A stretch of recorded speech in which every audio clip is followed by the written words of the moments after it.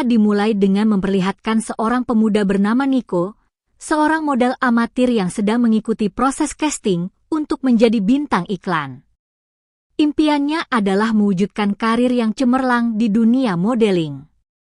Setelah audisi, Nico berusaha mencari tempat tinggal yang dekat dengan kantor agensi tersebut untuk memudahkan perjalanannya. Tak berselang lama, seorang wanita muda yang bernama Annalyn menyambut Nico. Dia merasa terkejut karena Annalyn, sang pemilik kos, ternyata masih sangat cantik dan menawan. Suasana hati Nico merasa bahagia karena selain mencari kesempatan karir, ia juga tak bisa mengabaikan daya tarik Annalyn yang membuatnya merasa gugup dan terpesona. Ketika berkeliling dan melihat kamar yang akan dihuni, Nico merasa senang karena walaupun bangunan kosan itu cukup tua, fasilitas yang disediakan sangatlah lengkap. Namun ketika mendengar harga sewa bulanan sebesar 8.000 peso, Nico merasa khawatir karena kemampuan keuangannya yang sangat terbatas. Dia meminta potongan harga kepada Annalyn. Nico menawar harga sewa menjadi 4.000 peso dengan harapan bisa membayar jumlah yang lebih sesuai dengan kemampuan keuangannya. Dan Annalyn pun akhirnya menyetujuinya. Esok harinya dengan bantuan temannya yang bernama Paulo, Nico mulai merapikan kamar kosnya. Paulo terkejut mendengar bahwa harga sewa kosan temannya sangatlah murah dan ia berasumsi bahwa Annalyn memberikan harga miring karena menyukai Nico. Namun Nico tidak terlalu memikirkan itu dan lebih fokus pada merapikan kamarnya. Kemudian Annalyn datang untuk memberikan kunci kamar dan kunci duplikat gerbang depan kepada Nico. Lalu Nico juga memperkenalkan Paulo. Namun Annalyn tidak tampak mempedulikan reaksi Paulo dan malah menawari bantuan untuk membersihkan kamar Nico. Dengan tulus, Annalyn menunjukkan kebaikan hatinya dan ingin membantu Nico merasa nyaman di kosan barunya. Awalnya Nico menolak bantuan dari Annalyn. Namun Annalyn terus memaksa hingga akhirnya Nico mau menerima bantuan tersebut. Dari situ Nico menyadari bahwa mungkin Annalyn memiliki perasaan khusus terhadapnya. Namun dia masih ragu dan tidak yakin akan hal itu. Keesokan harinya, Nico kembali mengikuti proses casting untuk menjadi bintang iklan. Namun sayang usahanya itu tidak berhasil dan dia merasa sangat bersedih. Di samping itu, isi dompetnya juga sudah sangat menipis karena dia sudah lama menganggur. Mendengar hal itu, Paulo menyarankan agar Nico mencari pekerjaan lain. Namun, Nico menolak karena ambisinya untuk menjadi artis terkenal masih sangatlah besar. Ketika Nico pulang dan sedang menanam pisang dengan teman agensinya, tanpa sepengetahuannya, Annalyn diam-diam menonton melalui cermin satu arah yang membuatnya panas dingin dan membuat lahannya basah. Esok harinya, rutinitas Annalyn dimulai dengan memberikan sarapan untuk neneknya. Dengan penuh perhatian, ia menyuapi makanan kepada neneknya. Di sela-sela waktu bersama sang nenek, Annalyn bercerita tentang penghuni kos baru mereka, yaitu Nico, kepada neneknya. Nenek yang tak berdaya hanya bisa terdiam dan raut wajahnya terlihat tidak bersahabat. Seperti ada sesuatu yang janggal, namun sang nenek tidak mampu berbuat apa-apa. Di tempat yang berbeda, Nico dan Paulo kembali melakukan casting untuk menjadi bintang iklan. Mereka berusaha dengan gigih. Namun sayangnya mereka kembali gagal dalam seleksi tersebut. Setibanya di kosan, Nico tak sengaja bertemu dengan Annalyn di depan pintu kamar mandi umum. Karena baju-bajunya sudah terpakai semua untuk casting, Nico pun bertanya tentang tempat laundry terdekat. Annalyn dengan ramah menawarkan untuk membantu mencucikan pakaian kotor Nico. Awalnya Nico menolak karena merasa sudah banyak meminta bantuan dari Annalyn. Namun karena esok pagi ada casting penting, akhirnya Nico menerima tawaran Annalyn. Tak berselang lama, Nico menerima telepon dari pacarnya yang bekerja di luar negeri.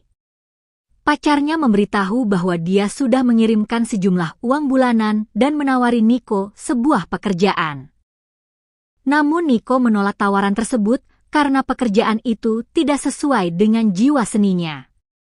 Pacarnya merasa khawatir dengan masa depan Nico. Karena selama ini Nico belum pernah lolos dalam panggilan syuting. Meski sudah mengikuti casting selama sekian lama. Nico menjadi emosi karena merasa diremehkan oleh pacarnya sendiri.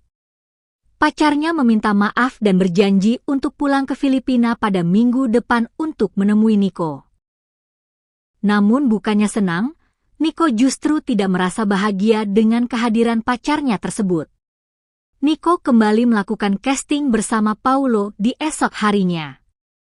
Namun lagi-lagi dia gagal dalam seleksi tersebut. Melihat temannya bersedih, Paulo mengajaknya untuk minum-minum bersama untuk menghibur Nico. Namun, Nico menolak dan lebih memilih untuk beristirahat di kosannya.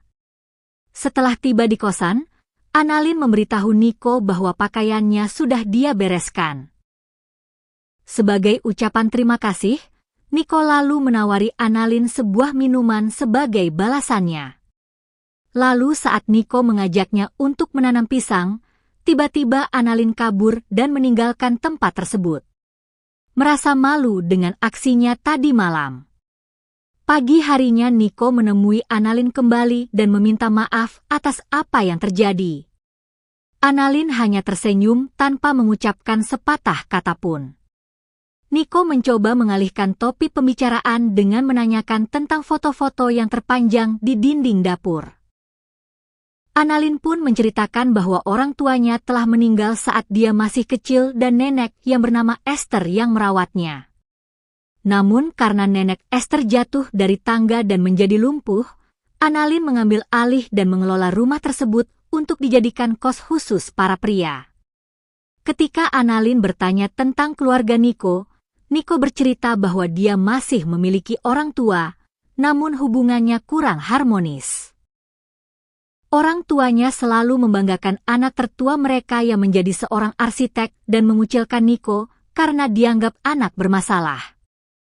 Oleh karena itu, Nico menolak pekerjaan yang biasa saja dan berambisi kuat untuk menjadi seorang artis terkenal demi membuktikan diri kepada orang tuanya.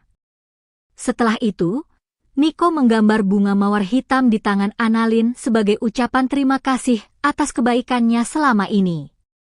Saat itulah tiba-tiba Annalyn memberikan kecupan kepada Nico yang membuatnya terkejut dan langsung pergi dari tempat tersebut. Merasa perhatiannya diabaikan, Annalyn pun merasa emosi dan emosinya semakin memuncak ketika dia melihat Nico menanam pisang dengan orang lain melalui cermin satu arah di kamarnya. Dalam kekesalannya, Annalyn curhat kepada neneknya mengenai kejadian semalam di mana Nico mengakui menyukainya. Namun hari ini justru dia menanam pisang dengan orang lain. Esok harinya Annalyn menemui Nico untuk mencari tahu dengan siapa Nico semalam bermain. Annalyn merasa patah hati dan dia mencurahkan kekesalannya kepada Nico. Dia lalu meminta maaf mengakui bahwa Annalyn adalah seorang anak yang baik dan tidak pantas mendapatkan pria seperti dirinya. Mendengar hal tersebut, Annalyn hanya terdiam dan tidak mengucapkan sepatah kata pun. Karena telah berambisi untuk memiliki Nico, esok harinya Annalyn membersihkan kamar pria itu ketika Nico pergi casting bintang iklan. Tanpa izin, Annalyn diam-diam menggunakan barang-barang pribadi milik Nico. Malam harinya, Annalyn kembali melihat Nico menanam pisang lagi bersama dengan orang lain.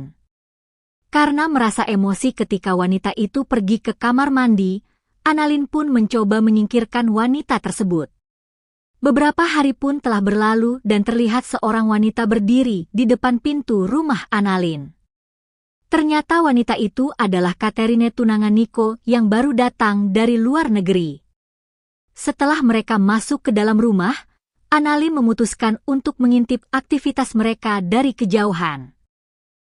Di sana terlihat wajah Annalyn yang tak bersahabat ketika melihat Nico dan Catherine bersama seolah merencanakan sesuatu. Tak berselang lama, bel rumah Annalyn berbunyi. Ternyata 2 orang polisi datang untuk mencari keberadaan Nico.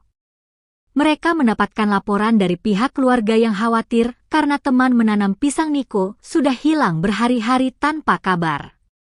Annalyn yang merasa takut aksinya ketahuan, dia pun berbohong kepada polisi bahwa Nico sedang tidak ada di rumah. Polisi pun pergi dengan janji akan kembali dalam waktu dekat. Esok harinya terlihat Nico dan Catherine yang baru saja pulang berbelanja dari pasar. Catherine meminta izin kepada Annalyn untuk menggunakan dapur rumahnya dan Annalyn dengan senang hati pun memberikan izin kepada mereka.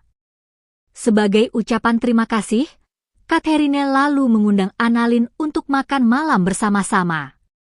Saat makan bersama, Catherine bercerita bahwa ia dan Nico telah berpacaran selama 5 tahun dan akan segera menikah.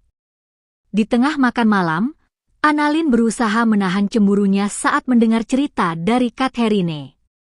Setelah makan, Annalyn menangis dan curhat kepada neneknya.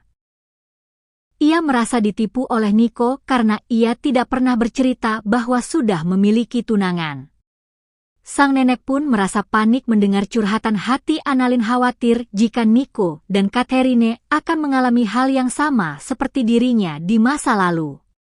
Keesokan harinya, Annalyn dengan sengaja mematikan aliran listrik di rumah dan meminta tolong kepada Catherine untuk memeriksa keadaan neneknya yang sedang sakit. Saat Catherine lengah, Annalyn menyergapnya hingga pingsan dan membawanya ke ruang bawah tanah. Tak berselang lama, Nico pulang ke rumah dan merasa heran melihat rumah dalam keadaan sepi. Annalyn berbohong bahwa Catherine sedang keluar sebentar dan menyuruh Nico menunggunya di rumah. Namun tiba-tiba Annalyn memukul Nico hingga pingsan dan membawanya ke ruang bawah tanah. Setelah itu, Annalyn berdandan menggunakan gaun pengantin dan menemui mereka semua di sana. Dia mengeluarkan cerita hatinya menyatakan bahwa dia sangat menyukai Nico. Namun Nico telah mengkhianatinya dengan Catherine. Akhirnya Annalyn menghabisi mereka berdua. Lalu di akhir cerita terlihat ada calon penghuni kos yang datang ke rumah tersebut dan Annalyn menyambutnya dengan gembira karena dia kini memiliki target barunya. Dan film pun selesai.